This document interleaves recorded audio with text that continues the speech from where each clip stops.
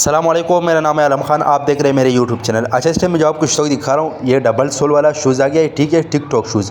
कोशिश करना है वीडियो स्किप नहीं कर, वीडियो एंड तक देखो ताकि माल के हवाले से आपको ज़्यादा से ज़्यादा आइडिया हो सके, ठीक है। तो अभी मैं इसके विजिट करवा रहा हूँ, कोशिश करना है एक एक पीस नोट कर दो। अच्छा भाई, ये चेक कर ले, ये सारा जो है ना डबल सोल वाला है, ठीक है। इसमें आपको बगैर डबल सोल वाला नहीं मिलेगा, क्योंकि माल भी अच्छा है, माल की क्वालिटी कंडीशन आप चेक कर ले, साफ़ सुथरा माल है, ठीक है।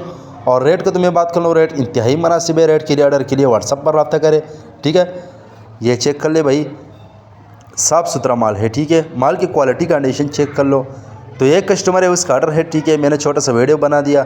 ये चेक कर ले, इस टाइप का माल है, साफ़ सुथरा। जिस जिसको भी चाहिए स्क्रीन के ऊपर हमारा नंबर मेंशन किया, व्हाट्सअप पर रब्ता करें, अपना ऑर्डर आसानी से जल्द जल्द बुक करवाओ, ठीक है।